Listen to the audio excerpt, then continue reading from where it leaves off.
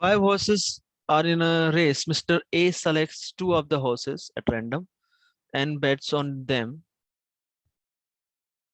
The probability that Mr. A selected the winning horse is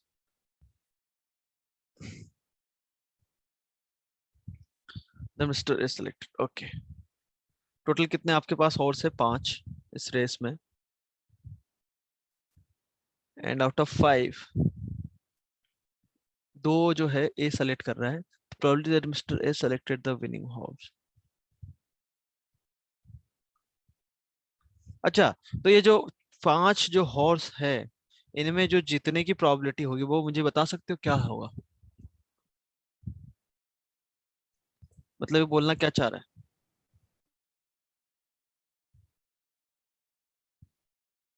मतलब किस, जैसे 5 horse है उसका नाम दे दिया 1 से लेके 5 तक, तो उनमें जीतने की प्रोबेबिलिटी क्या रहेगी इनकी? 1/5। 1/5. ये समझ में आ रहा है सबको? ओके.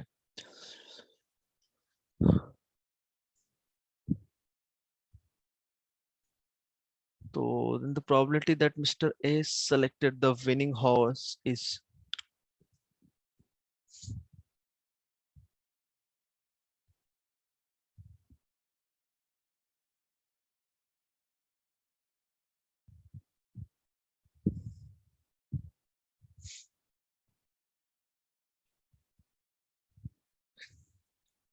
तो हॉर्स नंबर उनको नाम दे दिया हमने ये H5 तक.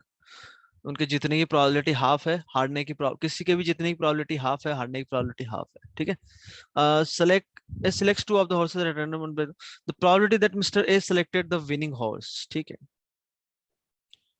तो मान लो उनमें से कोई भी एक हॉर्स, मान लो विनिंग हॉर्स H1 है ना. तो उसकी प्रोबेबिलिटी क्या होगी कि वो हॉर्स 1 ही जीते आपका? 4/5. नहीं, सॉरी, ए जीते उसकी प्रोबेबिलिटी 1/5. अब दो जो सिलेक्शन कर रहा है उसमें से वही हॉर्स आए, इसकी प्रोबेबिलिटी क्या होगी? वही हमसे पूछा भी गया है.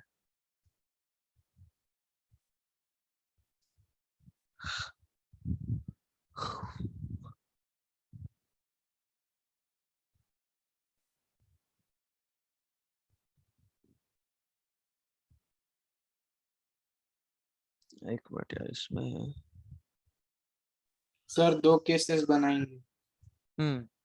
कैसे? हाँ, फर्स्ट वाला हॉर्स विनिंग और सेकंड कुछ भी हो सकता है, और हम्म. देन पहला कुछ भी हो सकता है लेकिन सेकंड विनिंग होना चाहिए, तो उसकी 2/5 आ जाएगा। अच्छा, मतलब दो हॉर्स ले रहा है तो पहला जो है वो, मान लो पहला हार जाए दूसरा जीत जाए, या फिर पहला जो है वो जीत जाए, दूसरा कुछ भी हो जाए, एनीथिंग, है ना. ओके. यस तो सर। पहले हारने वाला हॉर्स है उसकी प्रोबेबिलिटी क्या हो जाएगी? 1। कैसे 1?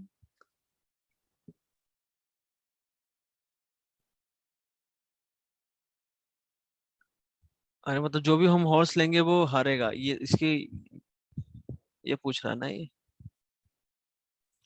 हाँ सर, वो 4/5। हम्म.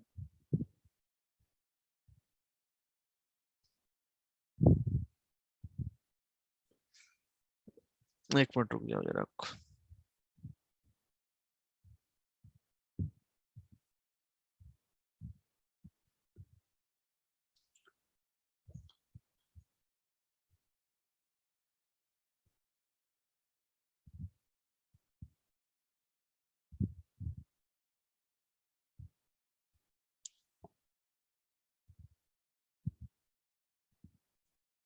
नहीं, दूसरा कैसे जीत सकता है?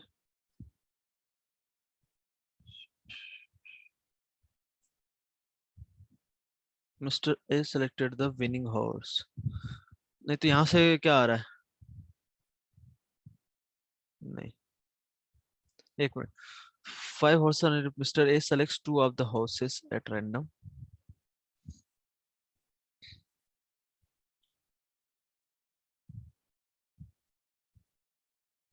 तो Mr. A selected the winning horse. Okay. तो 5 हॉर्स है तो उसमें से जितने क्या आपके, तो वो जो सिलेक्शन है उसमें क्या हो सकता है, दोनों लूजिंग हो। एक लूज करे फिर विन करे, ये हो सकता है ना। तो एक लूज करे, उसमें से चार में से कोई भी सेलेक्ट करता है, तो इसके हारने की प्रोबेबिलिटी 4/5।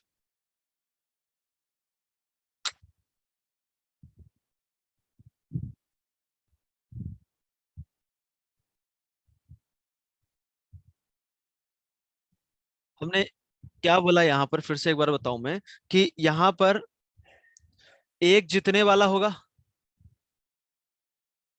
एक हॉर्स जीत रहा होगा, बाकी चार हार रहे होंगे। इसमें कौन सा जीते कौन सा हारे उससे मतलब नहीं है, पर ये कंफर्म है कि पांच में से एक जीतेगा, बाकी चार हारेंगे। अब आगे क्या किया हमने, कि दो हॉर्स सेलेक्ट कर रहा है, उसमें से एक जीतने वाला हो, तो क्या हो सकता है कि पहले हम हारने वाला सेलेक्ट कर ले और फिर जीतने वाला, या फिर पहले जीतने वाला किया तो बाद में हारने वाला आ जाएगा। तो पहले जीत रहा है एक horse, उसकी प्रोबेबिलिटी, मतलब जो जीतने वाला हॉर्स है उसके आने की प्रोबेबिलिटी, एक विनिंग है बाकी चार लूज, टोटल कितने हो गए, पांच। तो 1/5 प्रोबेबिलिटी। उसके बाद जो विनिंग वाला आपने सेलेक्ट कर लिया, बाकी जो चार बचेंगे वो लूजिंग वाले होंगे, तो 4/4, या फिर हम बोले × 1 प्लस पहला जो है विनिंग हो, नहीं ये वाला तो केस हो गया, ये वाला पहला लूजिंग हो, तो चार हार रहे हैं बाकी पांच आउट ऑफ 5, तो 4/5 हो गया। और उसके बाद फिर विनिंग वाला है, तो एक लूजिंग वाला चले गया, बचे कितने, चार हॉर्स, जिसमें से एक जीत रहा है, बाकी टोटल कितने, चार, तो 1/4। तो ये 1/5 plus 1/5, 2/5 is the answer. Okay, ठीक है। C2 3 4 Yes, sir. कौन सा, Four. C4. P4. An instrument consists of two units. Each unit must function for the instrument to operate. The reliability of the first unit is 0.9, and then the second unit is 0. The instrument is tested and fails. The probability that only the first unit will fail and the second unit is sound. Okay. तो सबसे पहले तो instrument आपका fail हो रहा है, इसका मतलब क्या है, ये क्या बोलना चाह रहा है आपसे वो समझो।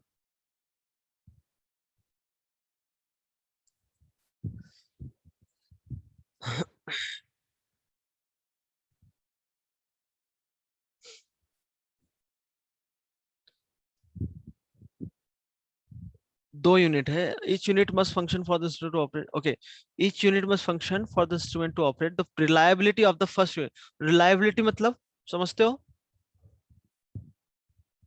मतलब वो कितना रिलायबल है कि वो यूनिट काम करेगी, वो फंक्शन आपका इंस्ट्रूमेंट काम करेगा, ऐसा। मतलब आपने सब कुछ सही कर दिया, जैसे मान लो आपको एक इंजन सुधार रहे हो, है ना, उसमें आपने सब कुछ कर दिया, उसके बाद भी उसकी रिलायबिलिटी ये है कि वो सही ढंग से चले, मतलब उसकी प्रोबेबिलिटी है कि जो आपने जो प्रोसीजर किया है उसके बाद वो चले, उसकी प्रोबेबिलिटी 0.9। बात समझ में आ गई, Yes, sir. ठीक है। तो द इंस्ट्रूमेंट इज टेस्टेड, हाँ, और यदि उसको चलना है तो क्या होना चाहिए, each unit must function for the instrument to operate. The reliability of the first unit is this, second के लिए पॉइंटेड देखा, the instrument is tested and fails. तो फेल कैसे कैसे हो सकता है, मुझे बता सकते हो आप, कैसे कैसे हो सकता है।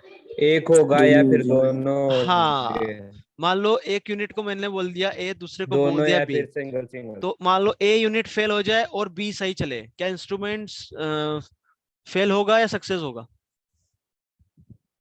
फेल होगा, फेल हो जाएगा। फेल। क्योंकि चलने के लिए दोनों के दोनों यूनिट ऑपरेट करना चाहिए। और हो सकता है कि ए चल जाए पर बी ना चले, और हो सकता है दोनों ना चलेंगे, बोलो, ये भी हो सकता है। Yes, sir. तो ये आ गया आपका फेल होने की प्रोबेबिलिटी।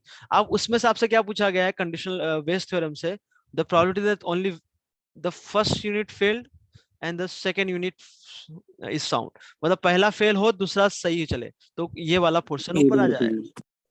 ठीक है, ए की प्रोबेबिलिटी क्या दे रखी है, 0.9, बी की क्या दे रखी है, 0.8, तो ए के फेल होने की प्रोबेबिलिटी क्या हो जाएगी, 0.1। अब इसको यहाँ उठा के रख दो, आंसर आ गया। बेस थ्योरम का क्वेश्चन है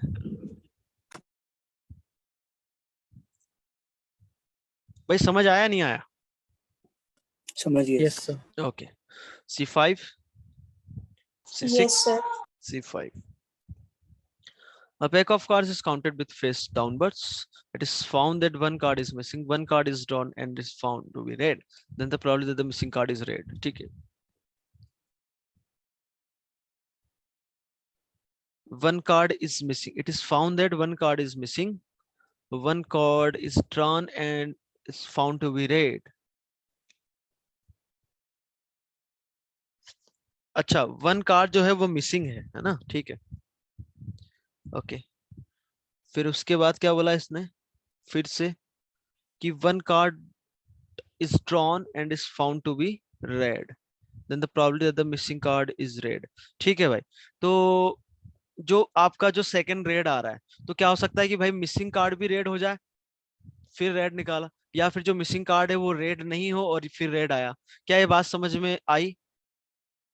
तो पहला जो कार्ड हो वो मिसिंग कार्ड आपका रेड हो, उसकी प्रोबेबिलिटी 4/52, और फिर से मैं रेड निकालू, उसकी प्रोबेबिलिटी 3/51. पहला मिसिंग कार्ड रेड नहीं हो तो 48 मैं क्या लिख रहा हूँ, रेड कार्ड तो 26 है ना, गड़बड़ लिख दी. कहाँ गया इरेजर? ये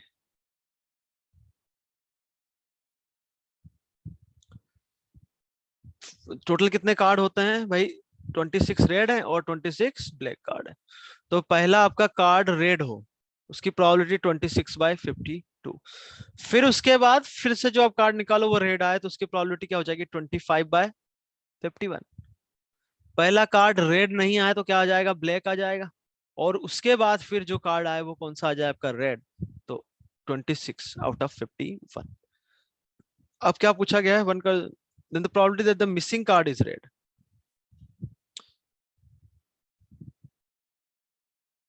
It is found that one card is missing. One card is drawn. Okay, wait a minute. हमने यहाँ the missing card is red.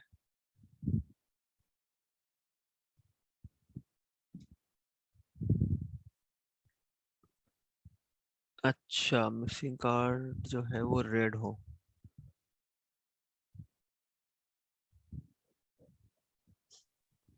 Sir RR वाली केस ऊपर आ जाएगी.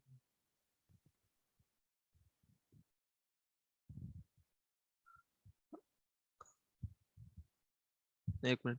One card is drawn and is found to be. अच्छा हाँ, ये दे रखा है ना, ठीक है. मैं ये सोच रहा था, मैंने कहा बेस थ्योरम का है कि नहीं है, मैंने ये सेंटेंस नहीं पढ़ा. One card is drawn and is found to be red. ठीक है, रेड है भाई वो. अब आपसे पूछा गया the probability the missing card is red, तो ये वाला पोर्शन ऊपर आरआर वाला, मतलब 26/52 into 25/51. तो 52 51 कैंसिल हो गया, ऊपर 26 25 बचा. इधर 26 to 26 कॉमन आ गया, ऊपर क्या बचेगा? 25. 25 + 26 51. कौन सा ऑप्शन करेक्ट हो गया? बी नहीं, ए ऑप्शन. ठीक. A Now option. C6. Okay, section D. D1, D2, D3, D4, D5, D6.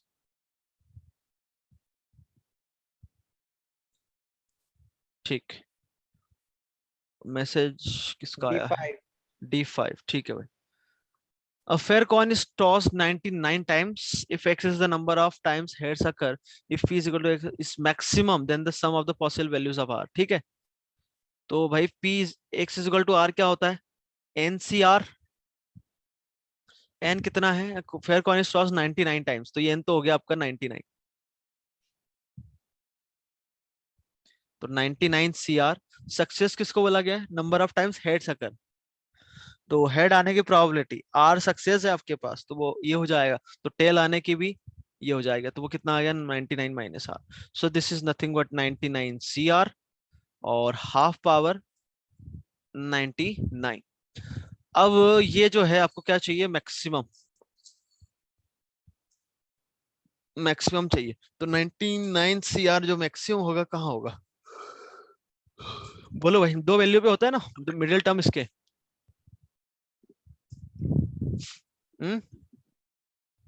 Binomial coefficient, यदि n इवन होता है तो ये मैक्सिमम क्या होता है, Rn/2 हो जाता है। यदि ऑड है n तो वो हो जाता है n-1/2 और nc n+1/2। n जब ऑड है तब दोनों वैल्यू सेम भी होती है, तो 99 + 1 तो ये हो जाएगा 99c 50, या फिर बोलो आप इसी को लिख सकते हैं 99c 49, दोनों वैल्यू सेम भी है, तो R 50 भी हो सकता है, 49 भी हो सकता है। आई बात समझ यार? बाइनोमियल का क्वेश्चन है, ऐसे डाउट होंगे तो हो गया काम, सिंपल सा क्वेश्चन है। चलो part 3, numerical response question, section A, A1 to A5। Okay, section B, B1 to B4, section C, C1 to C4,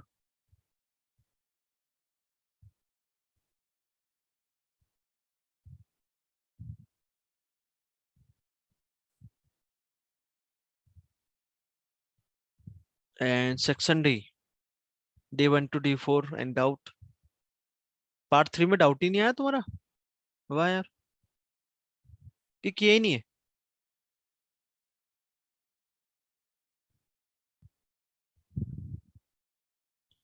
क्यों भाई? पार्ट 3? सर सेक्शन सी में C2। हाँ,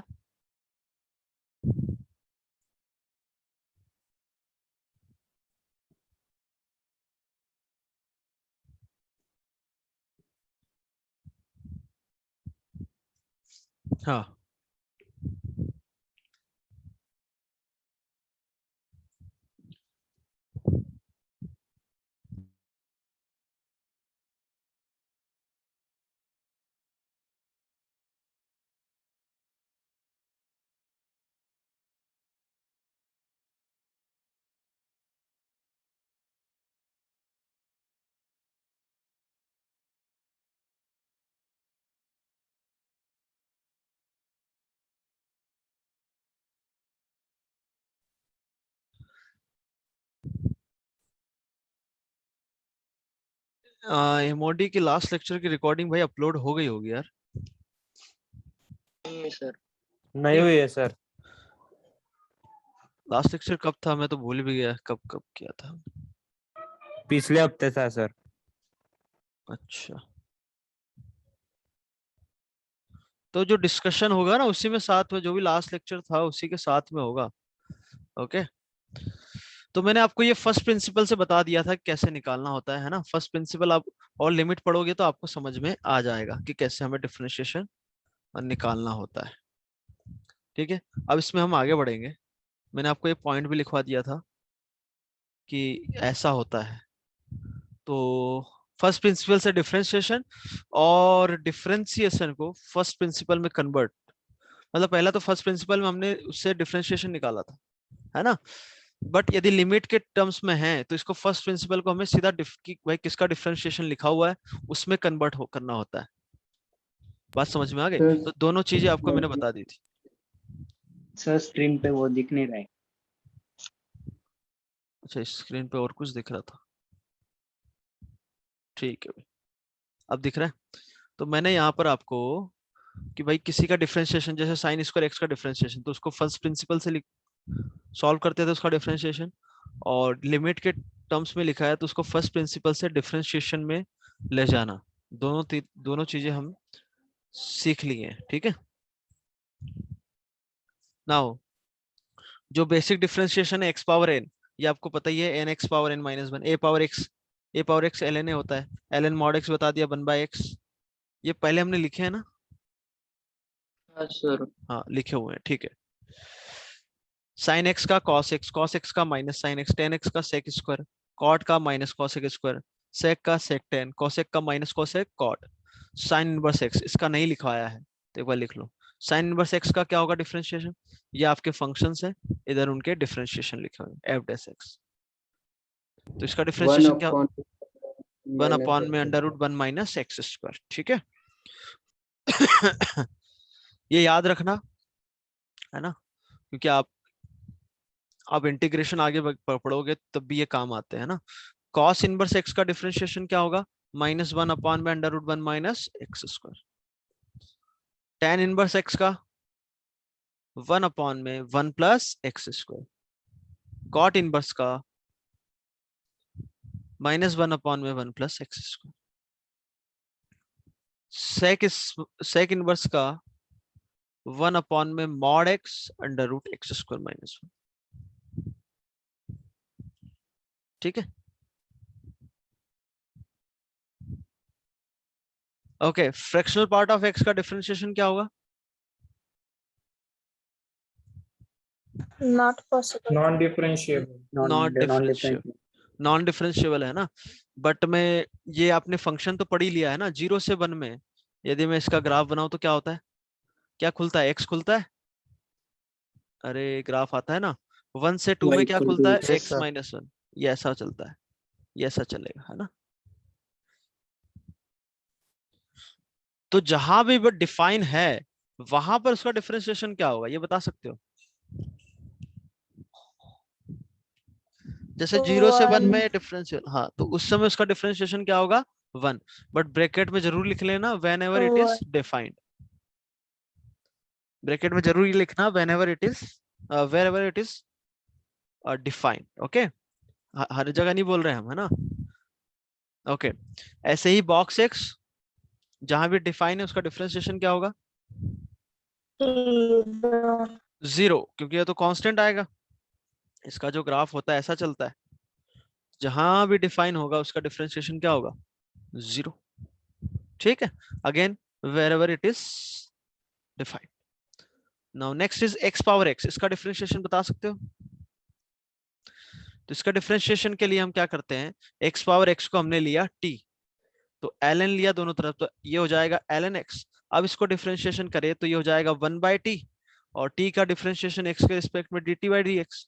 यहाँ से मल्टीप्लिकेशन रूल से x का डिफरेंशिएशन 1, तो ln x, फिर x के साथ ln x का डिफरेंशिएशन 1/x, तो ये 1 हो गया, इंटू t, तो dt/dx आपका आ गया, क्या आ गया, t उधर जाएगा, t is nothing but x power x, और ये हो गया ln x + 1।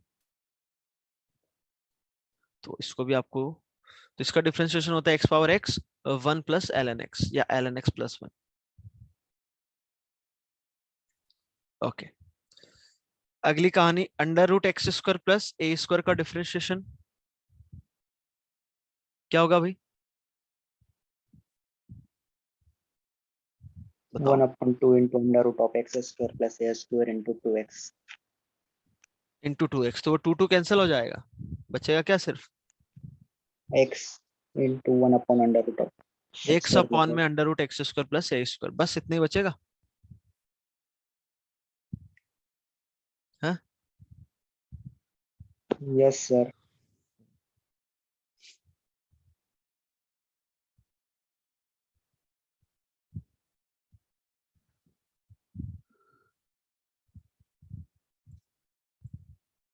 ऐसे ही √x² - a² का, x अपॉन में √x² - a², ln x plus √x² + a² का differentiation, and that is simply x upon में, सॉरी x अपॉन में नहीं, 1 अपॉन में,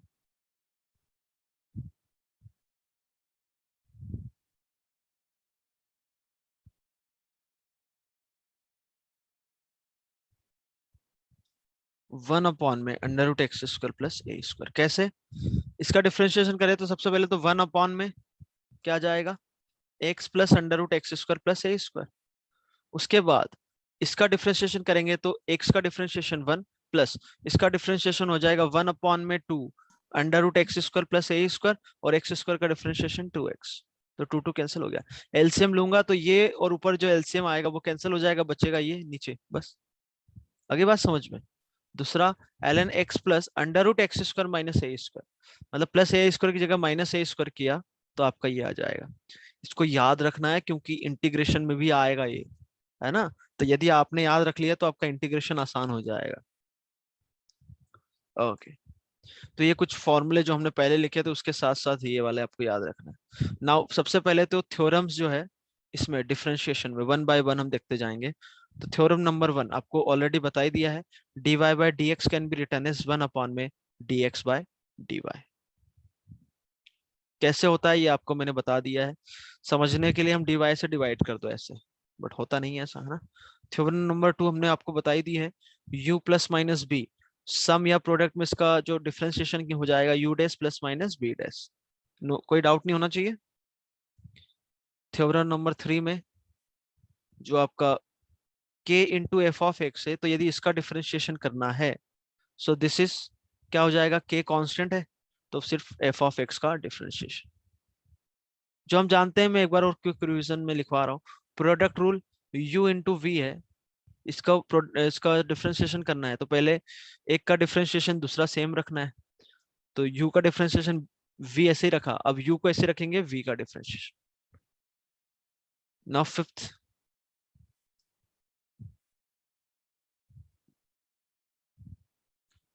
अच्छा ये कैसे आता है, प्रूफ बताओ क्या? अरे प्रूफ बताने की जरूरत है क्या, जल्दी से बताओ। No sir. बताइए सर। चलो देख लो, मैंने एक फंक्शन माना h ऑफ x, किसको, f of x into g of x को, तो हमें निकालना है क्या है, h डैश x। तो h डैश x आपका हो जाएगा limit h approaching to 0 h of x plus h minus h of x divided by दोनों का डिफरेंस h। तो limit h approaching to 0 x plus h हो जाएगा f of x plus h into g of x plus h minus h of x क्या हो जाएगा, f of x into g of x divided by h। तो h dash x को हमें लिखना है,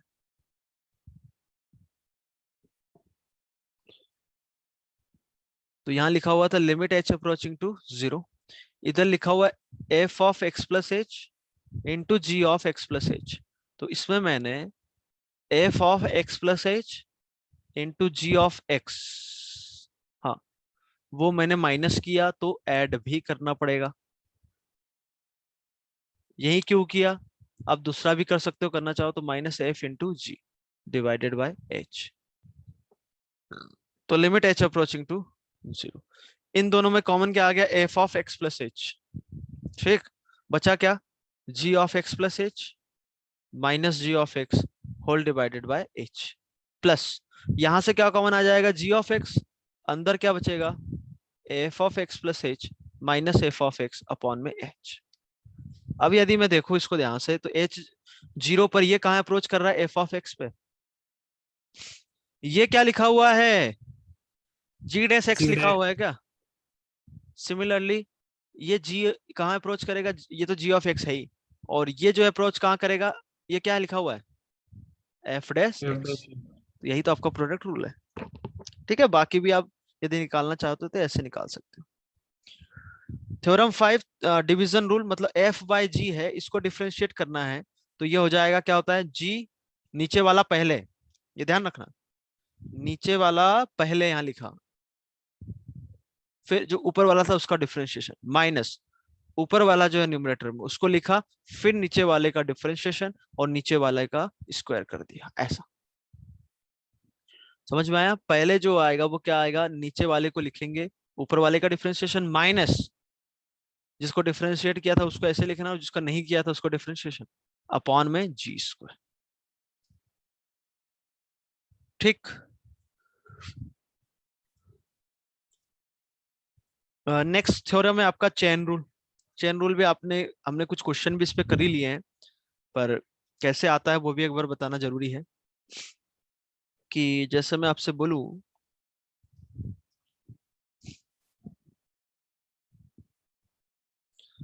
कि आपको v को u के रिस्पेक्ट में डिफरेंशिएट करना है, किसको, v को u के रिस्पेक्ट में डिफरेंशिएट करना है, ठीक है। तो आप इसको लिखते क्या हो, लिमिट आपको बता ही दिया है मैंने कि delta u approaching to 0 delta v by delta u, याद आ रहा है, यही लिखते हैं हम, ओके। अब मान Yes, लो यहाँ v जो है कोई w का फंक्शन है, v जो है कोई w का फंक्शन है, तो इसको मैंने क्या किया, डेल्टा डब्ल्यू से मल्टीप्लाई और डिवाइड कर दिया,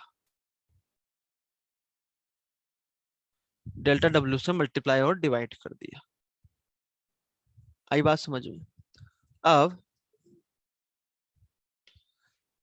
तो इसको मैं, अब यदि डिफरेंशिएबल है तो मतलब ये लिमिट एग्जिस्ट करनी चाहिए, और यदि ये आपका जीरो की तरफ जा रहा है डेल्टा यू, है ना, तो डेल्टा वी भाई, तो यहां से हम बोल सकते हैं कि डेल्टा यू यदि जीरो की तरफ जा रहा है तो डेल्टा डब्ल्यू भी आपका जीरो की तरफ जाएगा।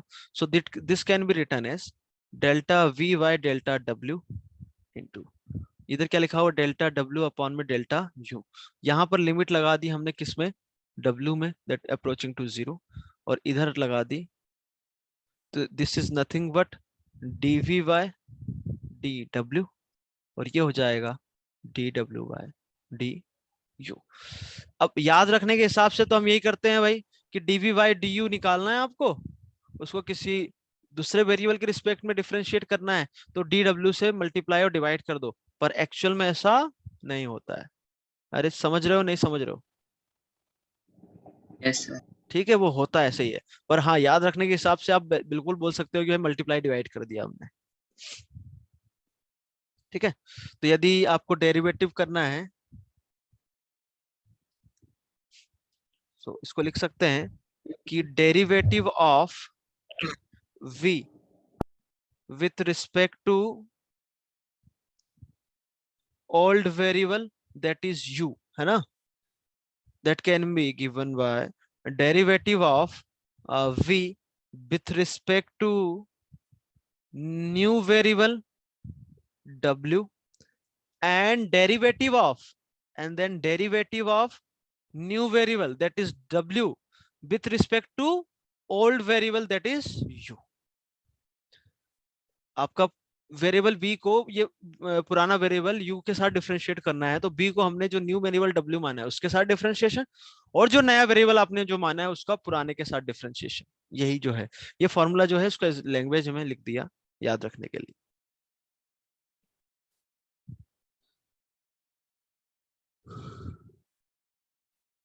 क्यों भाई, समझ में आया कि नहीं आया, जल्दी से बताओ। तो जैसे मैं बोलूं, एक Yes, sir. छोटा सा एग्जांपल ले लूं कि साइन तो एक्स स्क्वायर को डिफरेंशिएट करना है, एक मिनट, साइन एक्स स्क्वायर को डिफरेंशिएट करना है एक्स के रिस्पेक्ट में, तो df बाय dx आपको निकालना है। तो यहाँ पर डिफरेंशिएशन किसका करना है, साइन एक्स स्क्वायर का विथ रिस्पेक्ट टू एक्स। तो हम क्या करेंगे, साइन एक्स स्क्वायर लिखा है तो सबसे पहले मैं साइन एक्स स्क्वायर का डिफरेंशिएशन करूंगा एक्स स्क्वायर के रिस्पेक्ट में, मतलब नया वेरिएबल हमने सेलेक्ट कर लिया, क्या किया सेलेक्ट, एक्स स्क्वायर। अब जो नया वेरिएबल है वो पुराने वेरिएबल के रिस्पेक्ट में डिफरेंशिएट होगा। नया वेरिएबल आपने सेलेक्ट किया एक्स स्क्वायर, तो नए का डिफरेंशिएशन पुराने के रिस्पेक्ट में। अब यहाँ पर एक्स स्क्वायर को मैं टी लूं तो ये क्या हो जाएगा, डी साइन टी बाय नीचे भी क्या हो जाएगा टी, तो साइन टी का डिफरेंशिएशन टी के रिस्पेक्ट में क्या होता है, कॉस टी, एंड टी क्या था आपका, क्या था एक्स स्क्वायर, तो कॉस एक्स स्क्वायर हो गया। अब एक्स स्क्वायर का डिफरेंशिएशन एक्स के रिस्पेक्ट में ही हो गया 2x। यही आपका चेन रूल है। बोलो भाई क्या बोल रहे थे?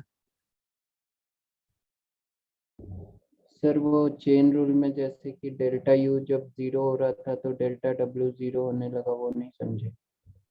डिफरेंशिएबल है तो होना पड़ेगा उसको, मतलब लिमिट एग्जिस्ट करनी पड़ेगी ना। अरे डिफरेंशिएबल है यदि हम बोल रहे हैं मतलब ये आपका एग्जिस्ट करेगा, करेगा कि नहीं करेगा?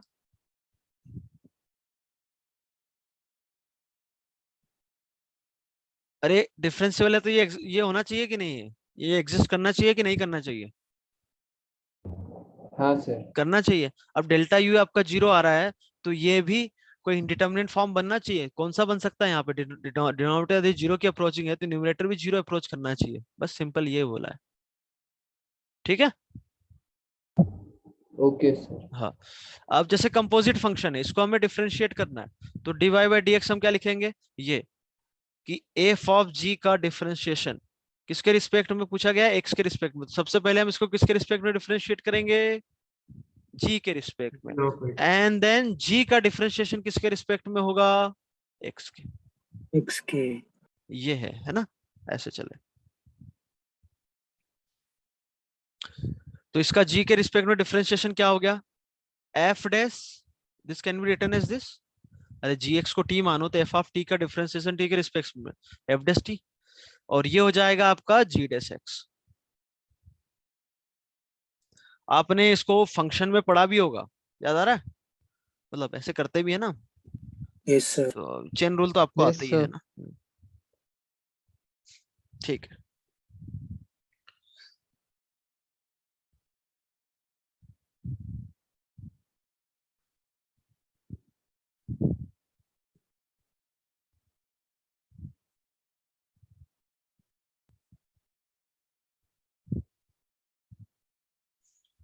ओके। यदि मैं आपसे बोलूं एक और फॉर्मूला यदि आपसे लिखवाऊं मैं कि d of f of x with respect to g, क्या इसको मैं f डैश अपॉन में g डैश लिख सकता हूं क्या? पहले तो ये बताओ। नहीं। नहीं लिख सकते? नहीं No, sir. तो इसको लिख सकते हैं, कैसे लिखेंगे हम देखो। मान लो इसका डिफरेंशिएशन मैंने x के रिस्पेक्ट में किया, अब x का डिफरेंशिएशन किसके रिस्पेक्ट में करना पड़ेगा? g के। अरे बोलो। G. ओके और ये जो है that can be written as, ये तो आपका f डैश हो गया, this can be written as, चलो इसको लिखा f dash as, and this can be written as g of x upon में dx, अपॉन नहीं by this, dv by du can be written as 1 by du by dv। याद आ रहा है? तो ये आपका g डैश हो गया। तो आप इसको ऐसे समझो कि हमने x से डिवाइड कर दिया, तो ये आपका f डैश हो गया, ये g डैश हो गया। आप इसको ऐसे समझ सकते हो याद रखने के हिसाब से। आई बात समझ? ओके